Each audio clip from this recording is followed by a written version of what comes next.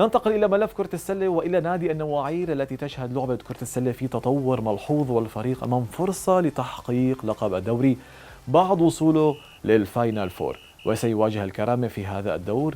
لنعرف أكثر عن تحضيرات الفريق منتابع مع رامي عزو.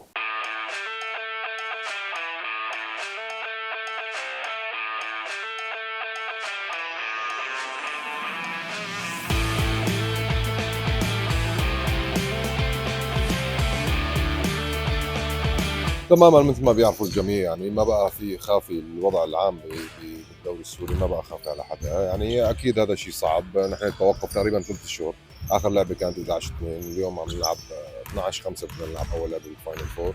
اكيد اي فريق بده يتاثر. الاجانب راحوا، صار في بريك لهم يعني. زائدا انت ما يعني الوضع انه 3 اشهر وكان ما مبين انه وين رايحين، فممكن اقل ممكن اكثر. فارتقينا نحن بلجنه المشرفه انه اللعيبه يسافروا لبين ما نعرف الرزنامه اللي جاي بالفاينل فور. هلا كانت تحضيرات، نحن اشتغلنا الفريق باللاعبين الوطنيين، واهم نقطه هي الحديث في هذا الموضوع انه لاعبنا الوطنيين هن الاهم بالنسبه لنا، هن اساس الفريق، والاجانب هن الاضافه وليس العكس. ان الاجانب هن الاساس والوطنيين لا. الوطنيين هن لعيبتنا، احنا لنا ثقه فيهم، لنا ثقه في تحمل الوضع العام، لنا ثقه في بعض الكل. اشتغلنا بطريقه منيحه، اكيد كانت صعبه وما هي سهله. انت ما تكون في جو الجيمات، بالنهايه هذا اوف سيزون، يعني انت 3 اشهر هو توقف اوف سيزون كامل. فهلا نحن دايركتلي بدك تلعب فاينل فور.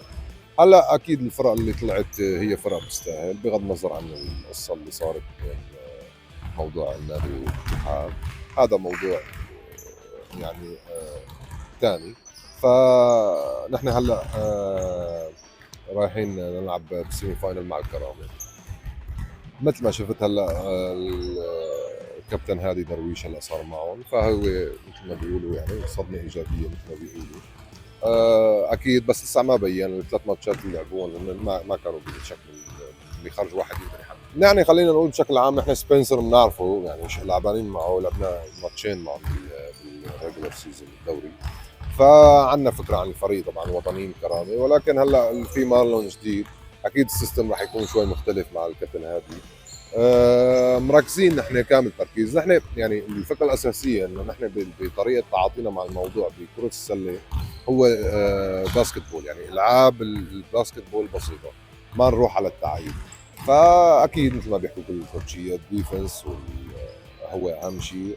التحرك الهجومي مع اضافات باللعيبه اكيد بده وقت، هذا طبيعي، بده وقت لاندماجهم مع الفريق، وما عندنا هذا الوقت. فلذلك نحن ان شاء الله بدنا نروح على الطريق الاقصر، انه بدنا نكون مركزين بالحالات الدفاعيه. الاوفنس بيجي يعني مثل ما بيقولوا. ان شاء الله كريس نحن بنعرفه متعودين عليه، ان شاء الله بيكون بفورم كويس. ونفس الشيء مايكل موري كمان ان شاء الله بيكون ارتقينا نحن وشفناه انه مناسب لنا، ان شاء الله بيكون بوضع منيح لحتى نقدر نكمل ونساوي نطلع سلسله حلوه. جمهورنا اكيد رقم واحد، هو لازم يكون معنا وهو ما تركنا. ان شاء الله راح تكون سلسله حلوه، وان شاء الله نقدر نكمل بالطريقه الصح ان شاء الله. بتحس انه التاخر باحضار الاجانب نوعا ما سلاح ذو حدين؟ مثل ما قلت انت، يعني مشكله الانسجام، مشكله يعني التاخير بقدومهم ممكن يكون عامل سلبي على الفريق.